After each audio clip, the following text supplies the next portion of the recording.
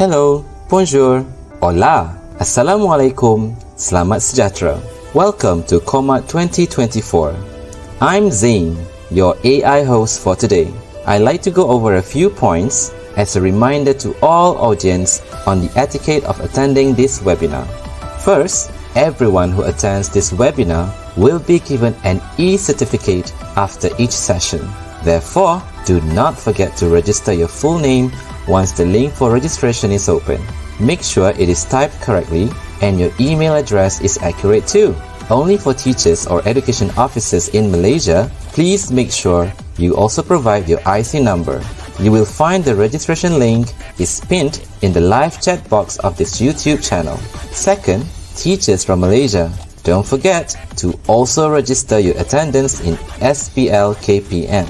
The registration link will be released 10 minutes before the session is over. Third, we would love to hear from you during today's presentation. If you have any questions for our speaker, please feel free to send them through the YouTube live chat box. The speaker will be answering your questions by the end of the session. If we don't answer your questions during today's webinar, we will be sure to follow through afterwards. Fourth, be respectful of others. When communicating, please be polite. Impolite language will not be tolerated, and audience who are rude will be removed from the webinar. Finally, we would appreciate it if you could share today's webinar with others through your social networks. Now that this is out of the way, let's get started with our very first session. Thank you for taking time to listen to this announcement. See you again soon. Terima kasih. Kamsahamnida Yorobun. Over to you now, Miss Moderator. Selamat datang, Blessed Wednesday, and thank you for joining us. Welcome to the International and Domestic Virtual Colloquium, or COMAT 2024, organized by the Institute of Teacher Education, International Languages Campus, Kuala Lumpur, Malaysia. I am N.J. Selvi Devasagayam, and I have the honor of being your moderator for today's colloquium series entitled Building Educational Relationship Among Teachers. Ladies and gentlemen, thank you for joining us on our live EDU Web TV YouTube channel for COMAT 2024 with the theme for this year's colloquium, Responsible Education for a Dignified Future. Similar to the previous year's installments, the goal of this colloquium is to provide the space for educators all over the world to discuss, share, and exchange views with fellow educators on topics related to education and how they are transforming globally. Indeed, through this colloquium, there is plenty to learn and expand our knowledge. COMAT 2024 brings to you a total of 18 webinar series with speakers from Malaysia and abroad. This is the 14th series of our virtual colloquium, and I hope you will stay tuned till the end of this session because we have an interesting speaker today. Now, allow me to introduce our esteemed speaker for today's webinar on building educational relationship among teachers. Please welcome Dr. Shamsul Nizam bin Kachi Muhyiddin. Ladies and gentlemen, for your information, Dr. Shamsul Nizam bin Kachi Muhyiddin received his PhD in Research and Evaluation in TESOL from Monash University, Melbourne in 2014. He's currently a Principal Assistant Director at the Institute of Teacher Education, Ministry of Education, Malaysia, leading the Strategic and International Linkages Department of IPGM. Dr. Shamsul, popularly known as Dr. Sam, is an experienced English language teacher with 25 years of service. He has taught in both rural Borneo and a boarding school in Selangor before pursuing his PhD abroad on a Ministry of Education MOE scholarship. His passion lies in enhancing teacher pedagogical skills and addressing issues related to teacher beliefs, gender disparities, and student motivation. His PhD research focused on the complexities and identities of male ELT teachers in Malaysian schools, making him an expert in analyzing teacher relationships using a phenomenological framework. Dr. Sam has taught at both private and public universities and has been actively involved as a teacher trainer, consultant, external examiner, industrial advisor, and researcher with UNESCO Jakarta and public universities such as UNIMAS, UKM, USM, and UITM. He has trained school leaders and teachers in Fiji and Indonesia on climate change awareness, written numerous policy papers for IPGM, and has been appointed as an adjunct professor of TESOL at UNITA International University. Currently, he is responsible for all the international linkages for the 28 campuses of teacher training institutes across the country. A star-studded speaker, I would say. So, Dr. Shamsul Nizam bin Kachi Muhyiddin, I believe that our audience are eager to hear more about your sharing on this topic. Hence, Doctor, the floor is now yours. How are you, Doctor? Thank you. Good. And yourself? Yeah, I'm okay. All right. Thank you, Anne. Assalamualaikum warahmatullahi wabarakatuh, and a very good afternoon to my respected moderator, Puan Anne Jaya Selvi from IPG KBA. Teachers, lecturers, educators, student teachers, and all of the viewers of our session today. I believe this is the 14th session, yeah, of Comat. Yeah. Okay, and first and foremost, thank you to IPG KBA for inviting me to be one of the speakers or panelists for this the opportunity given to me for Comat 2024.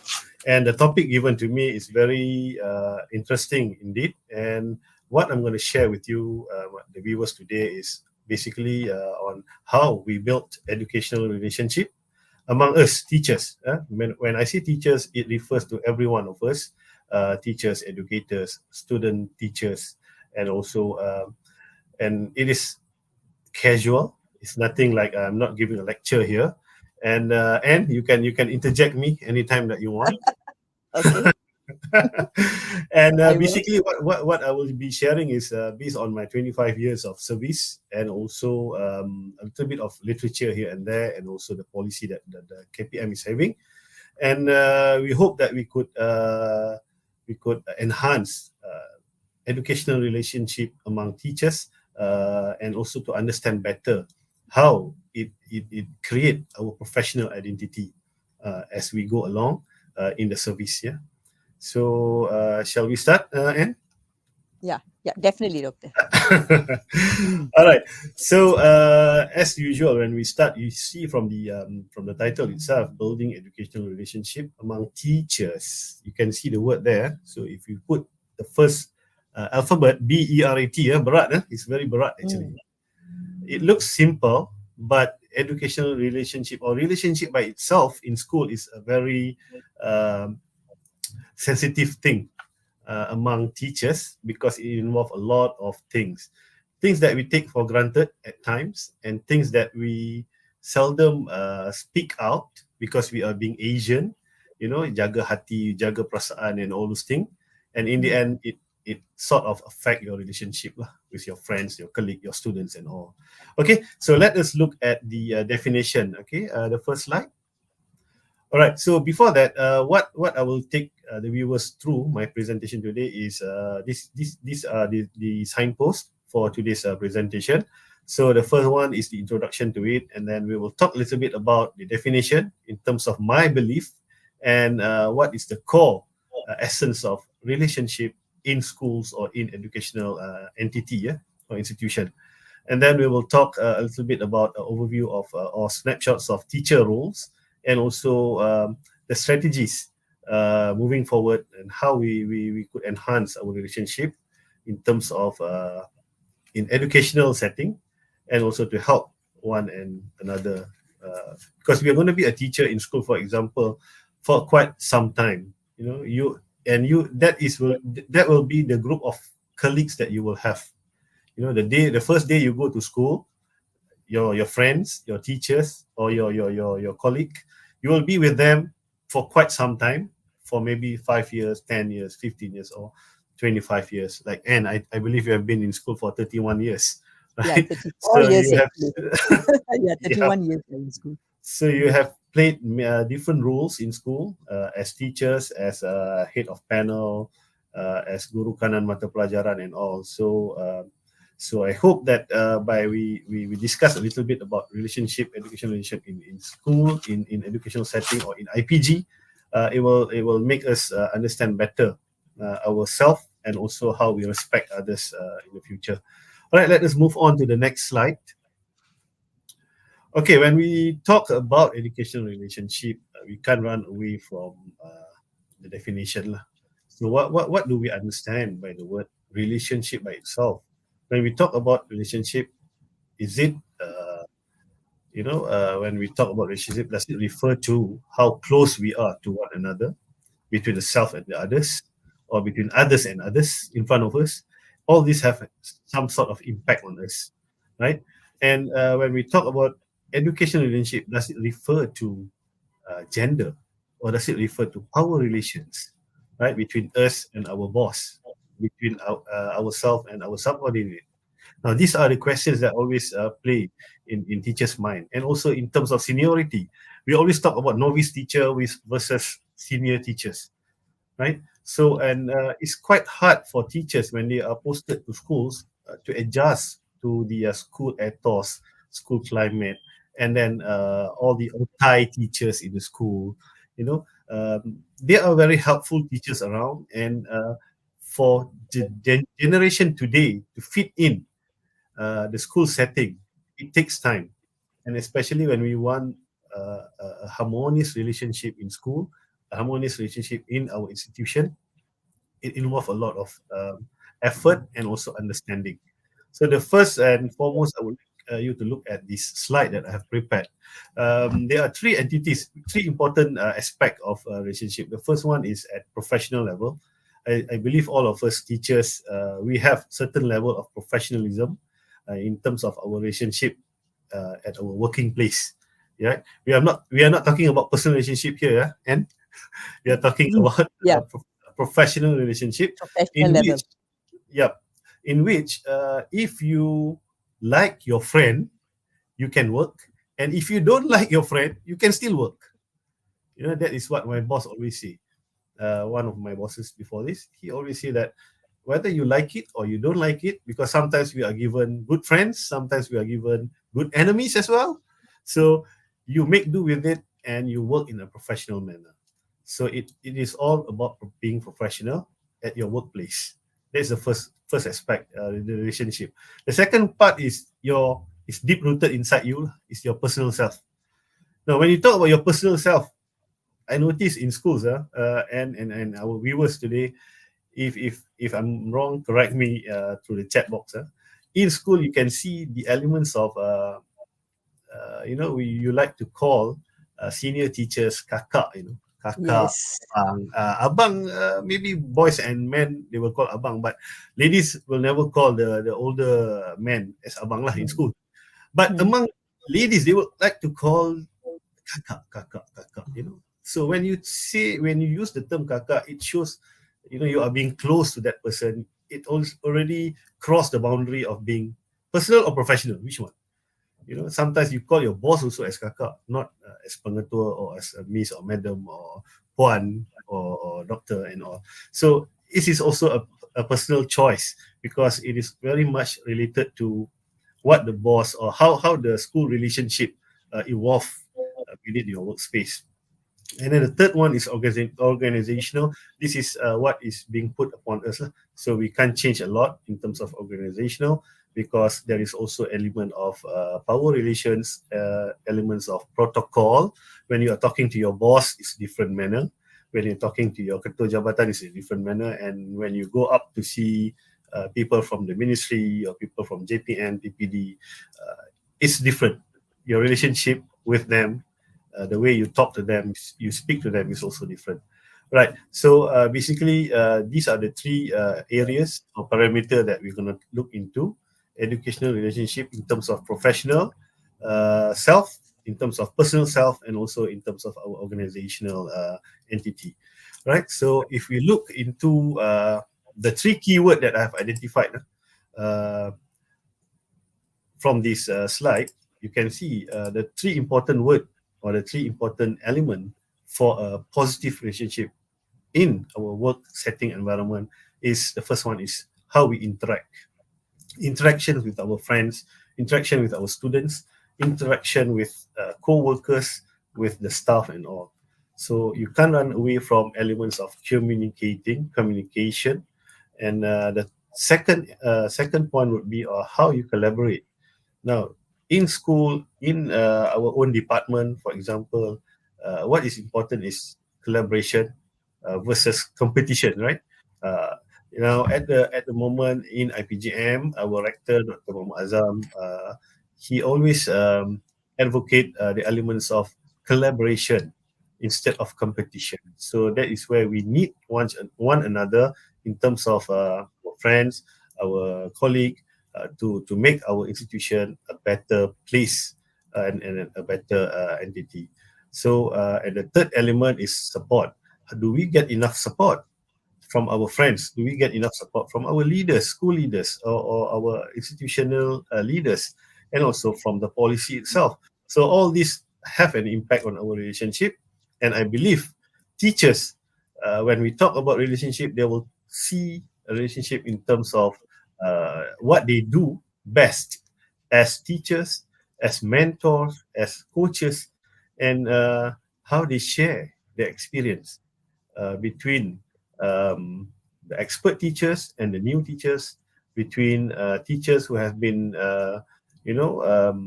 very long in the service, and also teachers who has some expertise as maybe as a sports coach, maybe as something that you are passionate about in your school. Then, for example, when I was a teacher, I like to do marching, right? To train cadets, and also to do drama. So all these are not, you don't learn this from your degree program, but when you are tapped into the school, you are being posted there. You build up your passion based on your ability and your expertise. So that also have an impact on your relationship with your friends, your students, and all.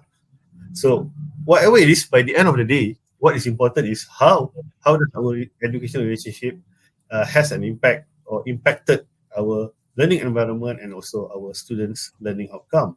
So that is most important, because by the end of the day, the client for us, teachers, educators, would be our students. So if our relationship with our friends, with our colleagues, are not harmonious, are not good, are not are not in a positive, conducive way, that is going to be impact the whole thing, our students, our learning environment, and ourselves mentally as well. So let us look at the next slide. So in other words, it's going to be like more of a domino effect, actually. Yep. Because we do not want it to impact our students negatively. So Yeah. it's better that we understand first what we do in school, not only in terms of what we share with our students have effect on them, but also what we share with our friends. Sometimes we like to gossip, like to talk and all. Sometimes it also have negative effects on our This students. effect. Yeah. Yeah. And now it's even worse, and because with all this technology and also social media and all, Yeah. so we are not going to touch Exactly. upon that. Right, I'm just going to talk within the parameter of school or in the institution, and how do we enhance that. Okay, before that, let us look at some literature that I've selected. Now, if we look into the PPPM, it's going to be by the end, it's going to end next year, 2025. So you will see that in the document, it's stated that teachers will be immersed in the culture of collaboration and professional excellence. So one of the educational relationship that is important in school or in IPG or in any educational setting is the culture of collaboration, culture of professional excellence. Now, how do we make sure that our teachers or our students, student teachers that's going to be posted to school, they have this culture of collaboration, right? You understand that the generation that we have today, they are very shy when it comes to facing each other, but um, they are very Fairly. happy. Yeah, they are very happy when it comes to keyboard thing, to type Excellent. comments. Yeah, Mm. they want to give comments. They want to communicate via WhatsApp and all. It's fine for them. So I think there's also a generational issues when it comes to confidence level when meeting face to face, because the generation changes. Now, anyway, when we look at this, in return, teachers will be asked to stay open to learning and to new ways of working and involve parents and students. So when we talk about teachers, you can't run away from parents and also students in terms of our relationship. And then if you look at the second screenshot that I have there, shift 9, the word partner with parents, community and private sector. This is another type of relationship that has been addressed in our PPPM or Malaysian Education Blueprint. So there's an element of international experience, relationship not only within the school but also with people out of the school. So we are advocating at this point some international flavor or international experience to our teachers, so that they know what are the teachers doing in other countries, in other parts of the world, right? And this also help to enhance your relationship, educational relationship, professionally across the board. Okay, so let us move on to the next slide. All right. Now, if we can see, this is I'm just going to introduce a new term here for our discussion purposes. Now, one of the key or powerful word for uh, building educational relationship is negotiation. How do we negotiate with another person, either our friends or our students or even our bosses? Now, the skills of negotiation is very important because it is also, um, you know, an example of your own professional identity. It will also rises from your identity as your confidence level, and it creates opportunities. Actually, opportunities to develop relationship with colleagues, school administrators, students, and parents, which is a important part of negotiation and construction process. Now, if you look into this piece of literature that I've taken from a study, and what is important in maintaining a relationship, education relationship, is the art of negotiation and also how we construct our professional identity along the way from first day in school until the day that we are doing it today.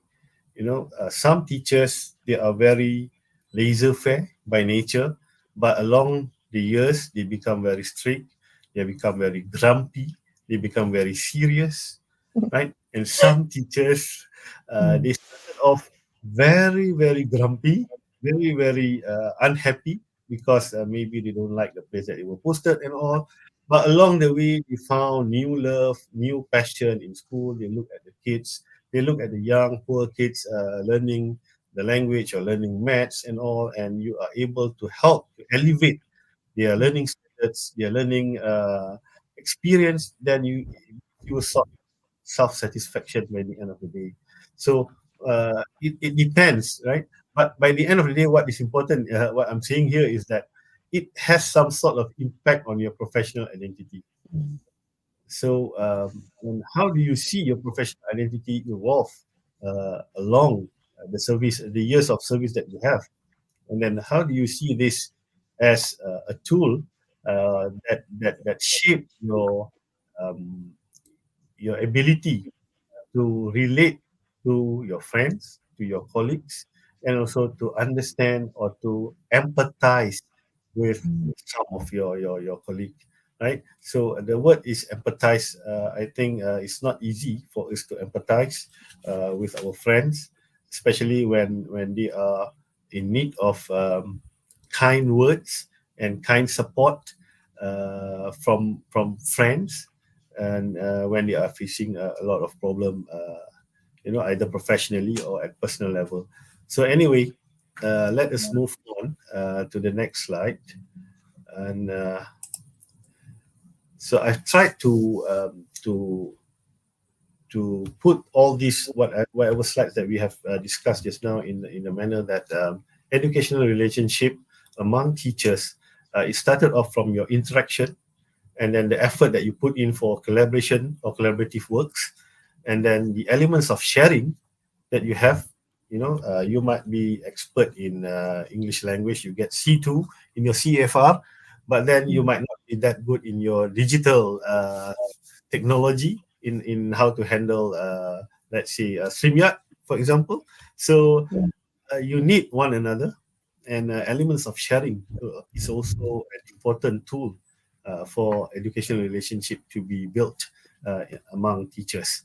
So, and the last word that we mentioned just now is negotiation. So, and from interaction, collaboration, sharing, and negotiation, I think these are elements that are common in school, right? Yes, Right? you're right.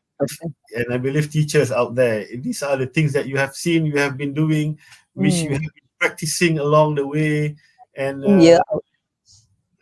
right, and it Yeah. can impact your friends or your other colleague positively or negatively.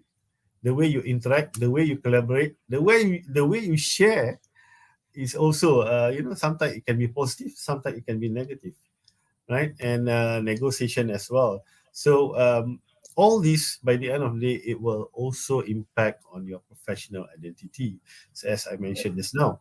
So so what are the notion of self that you want to share, or you want to show to your colleague? Are you a strict person? Are you a loving person? Are you a caring person at your working environment, at your working space? Now, then it comes to the third notion, which is the sites of interaction. Now, the way we behave is not the same depending on the context or depending on the place that we are, right? I used to remember my previous immediate boss at that time. He always say that the reason why he comes to work is to work. You know, it's not to make a relationship or to make people happy or not to make you happy. The reason why I'm at my working place is just to make sure that I do my work to the best that I could. So he doesn't bother about relationship. He doesn't care about what you say about himself. He doesn't care about whatever that is happening around him. But what is important to him is he gets the things done for that day. So for some people, they understand him and they think, okay, it's fine because we know the parameter. We know that he is like that. We understand that he is like that, and it works. The relationship is just like one way, you know. He will just tell what. One-way traffic. Yep, we'll just do our work. It's Mm. fine. By the end of the day, you just report to him. Okay, all this the checklist all done, all tick. Mm. So we had a wonderful day. Everything is productive. So it's good. But when you go home, you feel satisfied, but there is no elements of interaction. There's no element of collaboration. There's no element of sharing. So by the end of the day, after working for 10 years like that, you won't have friends, right? You are just like a robot. I will feel very lonely, doctor, if it is going to be Yeah. like that. So it is a personal choice at your level. When you have the power, or when you are a teacher or an educator, there's also an element of, the student will see you as a person in power, right? Because you as a teacher, as an educator, there's always students. As the less, in terms of power relation, you have the power and the students do not have the power in that manner.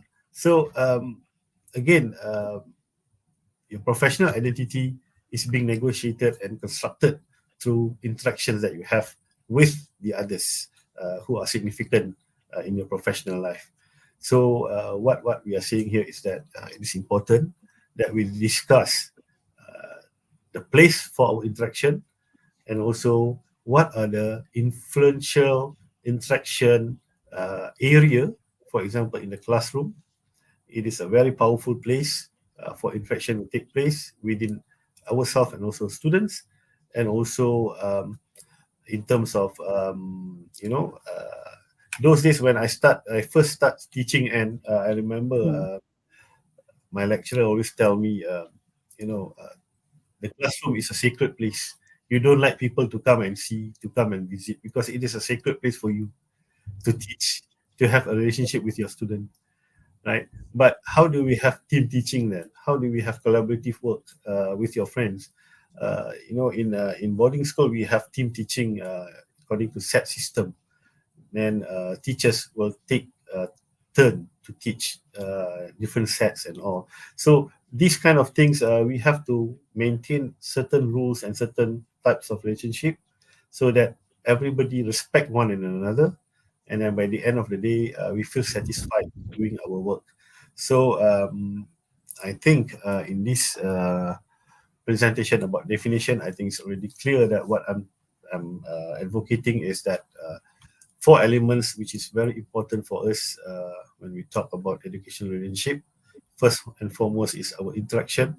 The way you interact with others will also have different types of you know uh, Effect the or reflection, the effect that you the will get. reflect. The other party will also impact you in another way. Either you are happy or you are very unhappy. You are depressed with it, because it all comes back to you yourself, right? How you approach people, how do you start talking to people, and you will get the same feedback from others as well.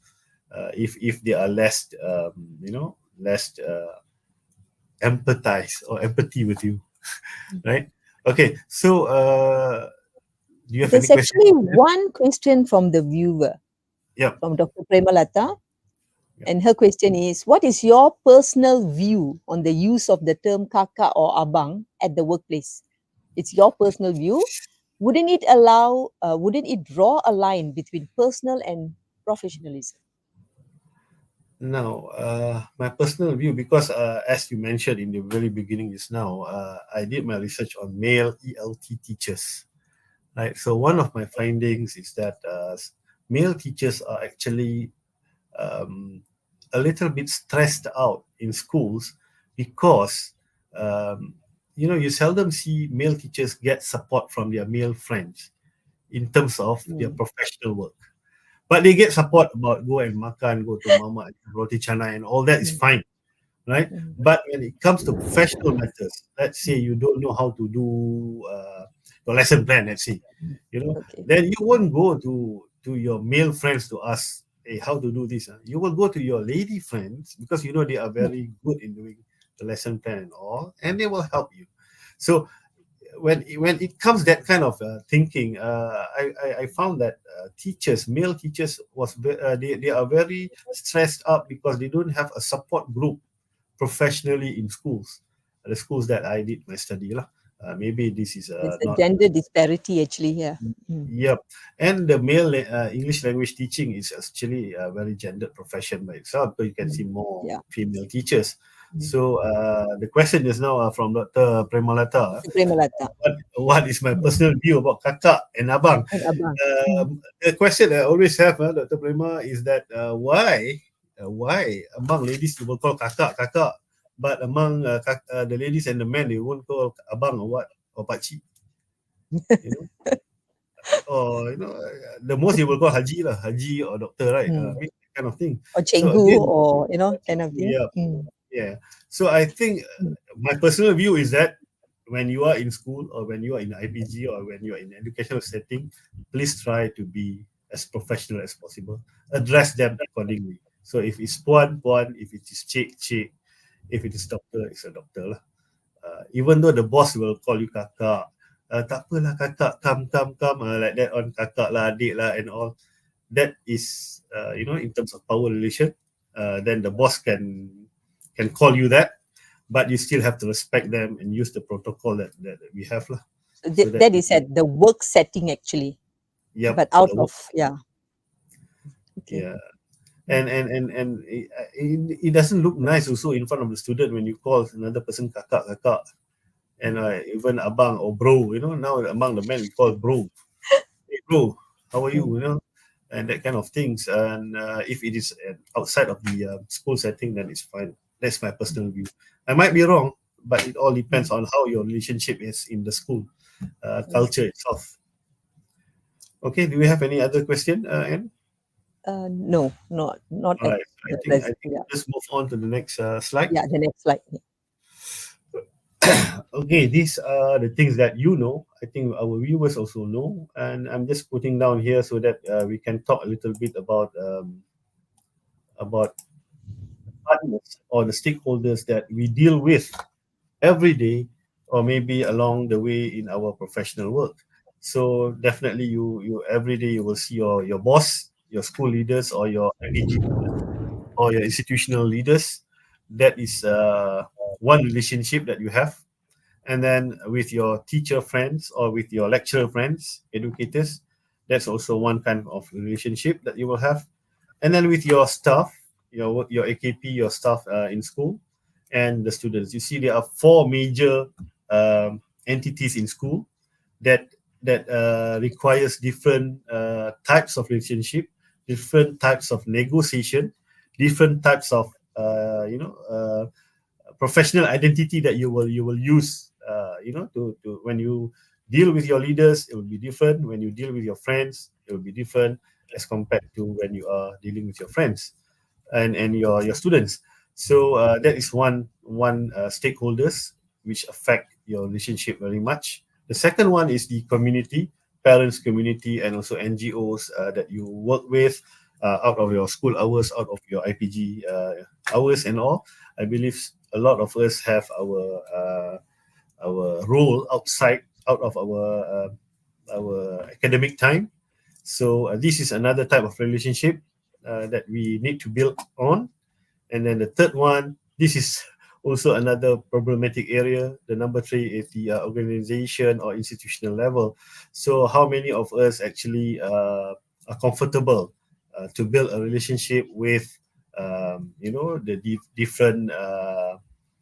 different divisions that we have in our bahagian, and also with JPN, PPD, and if we are that kind of active teachers, if you go to one district, everybody in the PPD will know you, right? But if you are the kind that is introvert, you keep to yourself, you are just in your school teaching maths or teaching English, then you go and you ask the PPD, nobody knows you. Your existence are not being felt in the district, right? And in the district area, you will have a lot of chance to build your rapport with people from other schools as well, teachers from other schools, because you will be, adjudicating, become hakim, this and that. You're going to set papers. In IPG, you set papers among yourself, among your own team members, right? But when you mark, marking, team marking, and all those things. So again, it also involves relationship within the educational setting. And you have any question? Yeah. And I think, and there's No, actually, there's another question from Dr. Premalata. yeah. Talking about gender, do you think it is more difficult to have a female leader compared to a male leader? This is Because subjective. your expertise is in Either way, if I gender. answer, I will get all kinds of comments on on the right hand side. Well, I don't believe gender play a role in that sense, because from my reading, from my research before this, Mm. we find that there is a difference between male and female leaders in terms of the there are many aspects which I think we don't have time to talk about that today, but I reserve my comments on which is better or which is more efficient Mhm. uh, from my personal view. And Okay. because I've Okay. seen good male leaders, I've seen good outstanding female leaders as So it's well. very So subjective, you would say. it's very subjective. And again, I believe everything Mm. comes back to you yourself. Your self belief. You see, number four is the self belief, but I don't want to touch on that yet. Number three, after the PPD, what I would like to advocate here is the relationship that we built upon with our friends, teachers in our Asian region. We have a lot of opportunities with CMU, with Wrexham, with international entities under education like UNESCO and all. You can just go to their website and see. There are many opportunities for teachers to apply to try and get into work done by teachers from other region or other countries. So I believe that teachers, when you see other teachers, they go through the same problem, they go through the same experience in another country, and they have other ways of solving that problem. It helps you, and it helps your relationship in your own school, because you have seen it. Okay, for example, in Vietnam it's like this, in Thailand it's like that, and then you go and check with Singapore. In Singapore there are many things that you think is good, but in terms of stress level is a bit high. So again, when you have the opportunity, because now we are in a borderless world, so I believe that one of the relationship that we should build upon is not only within ourselves and our friends in the same school, in PPD or in Malaysia, but we have to extend that to international level. I think that is also one way of building a good educational relationship for teachers. And the final point, and is number four, is what I believe in to answer the question just now about every one of us have a sort of self belief, and to have a good relationship. What is number one? The most important thing is to have the trust. Do I have the trust in communicating with you and or with the viewers today? Yeah. and whether you have the trust to listen to me today or not. It You has can to just be say, mutual. Yeah. yeah, it has to be mutual, and also it has to have some elements of openness. Now, Yeah. before you start talking to one person, you already have some set of set minds and then negativity and all, so you won't be able to build a good relationship with that person. So openness, honesty. How honest are you in building that relationship professionally? Not at personal level, but professionally. The personal level might come later. After a few years, you are with that Mm. group of friends. It Yeah. might become very personal and very close, right? And it might extend to your family and all. You might know your friends' kids, their wife, their spouse, and all. But at the very beginning stage, you need the element of trust and honesty to build up your relationship. And another thing, just now you asked me about the question, male and female leaders, right? It comes back to the element of competence. And so to have a good relationship, actually, people have to believe that you have the competency that is at the same Mm. level as them, right? Otherwise, they will always think that you are second class, or you are, of a different level. Either Mm. you are of a upper level or of a lower level. You are not up to their standard to Mm. have beautiful relationship within the working environment. So the element of competence is always another issue that I find along my 25 years of service. I find that people sort of have this thinking Notion that that. Mm. they're thinking that male teachers in school, they are lazy. They like to bring students for co-curriculum. They like to Mm. bring students for campings and all. But they don't mark their books, they don't mark their work and all. But is that Mm. true? Because male teachers are also needed in a lot of other things. Right? When you go for maternity leave, for example, and when you go for PJ, PE, physical Mm. education, games and all. So the element of one of us, we need to complement each other. Actually, we don't have to compete between the Yeah. two genders in school, Mm. right? And then okay, benevolence, how you are willing to help, and also your Mm. commitment. When you have a relationship, you need a commitment to maintain that relationship. Otherwise, it will not be harmonious. It will not be healthy throughout the thing lah. And I believe you have a Yeah, question. You want to ask exactly. Yeah, questions? true. So that will go back to Adam and Eve story as well, if you're going to look at it that way. Okay, absolutely fascinating, doctor. But I have a question for you. Okay. As a plural Do we society, do we do we have time? And yes, I think we do. Yeah, yeah, we do.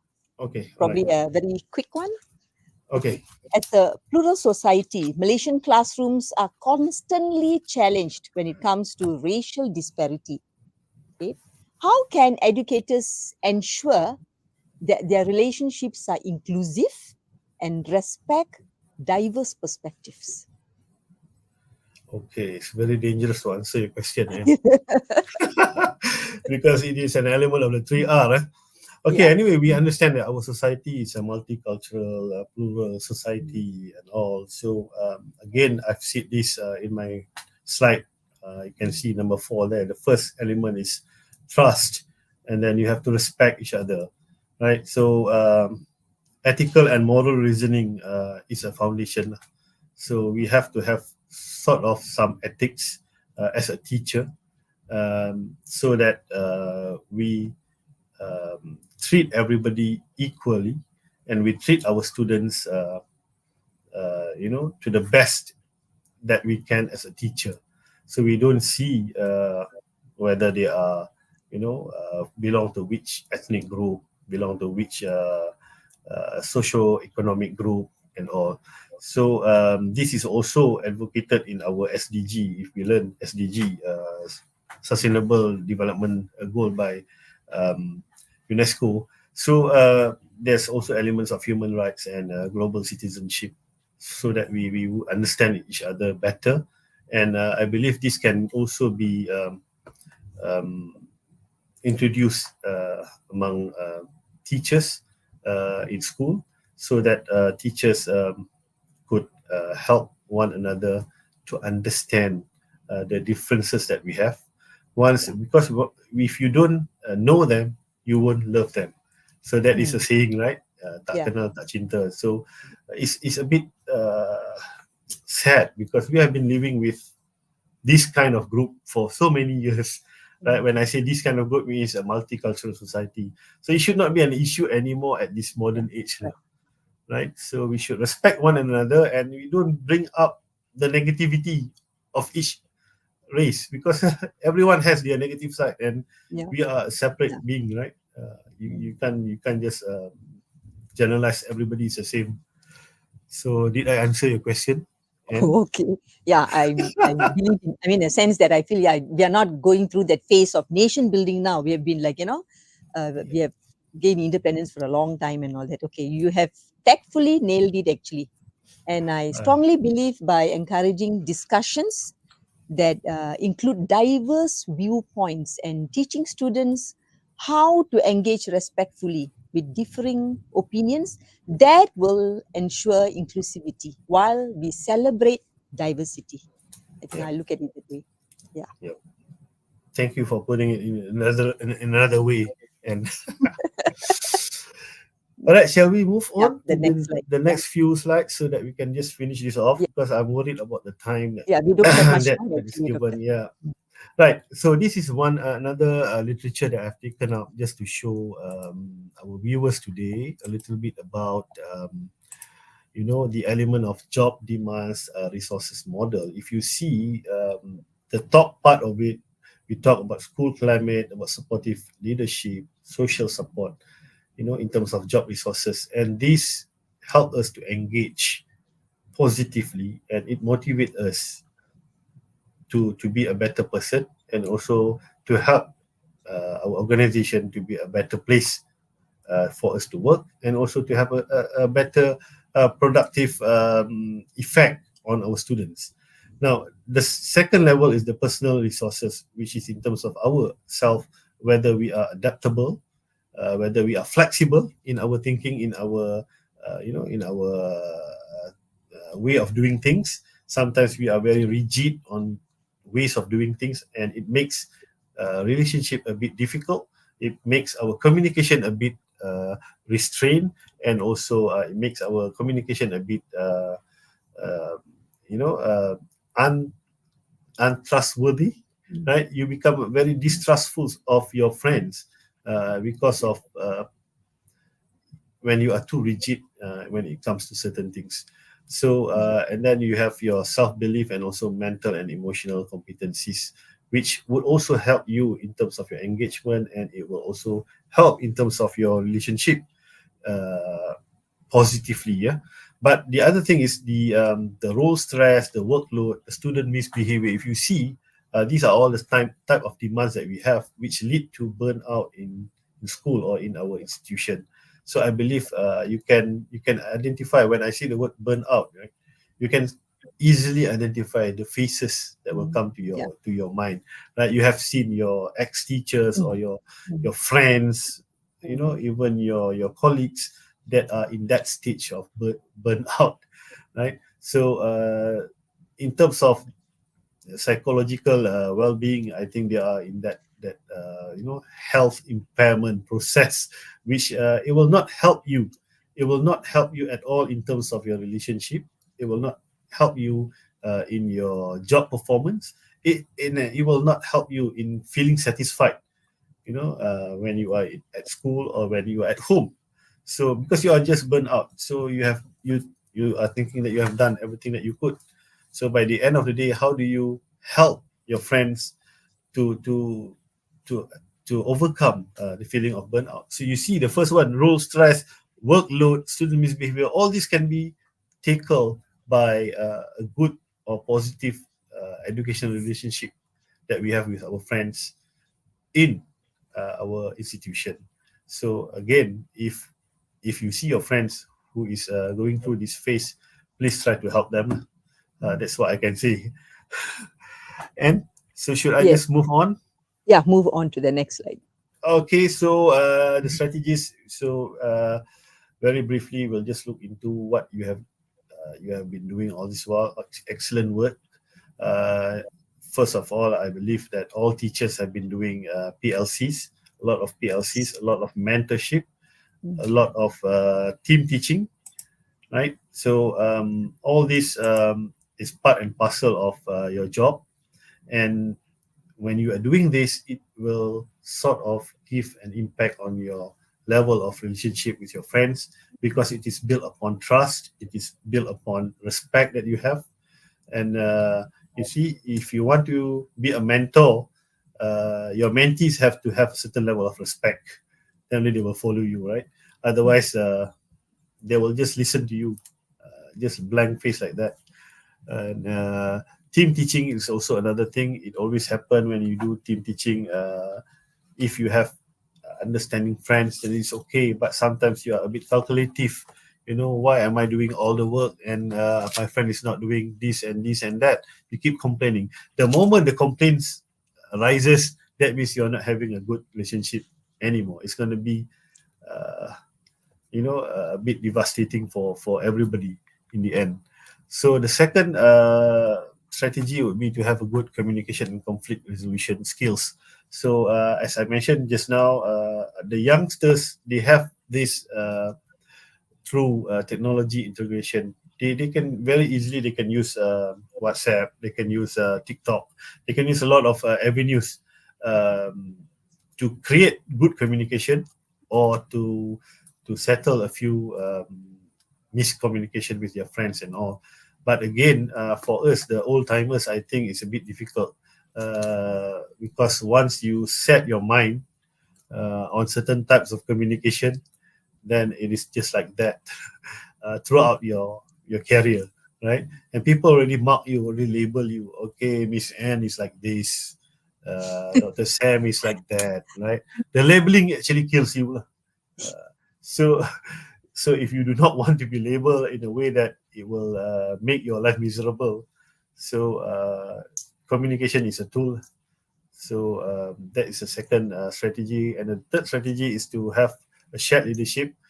If you are able, if you are in a position that you can share, to empower your subordinate, to have a little bit of trust in them doing their work, and with minimal supervision, that would be good.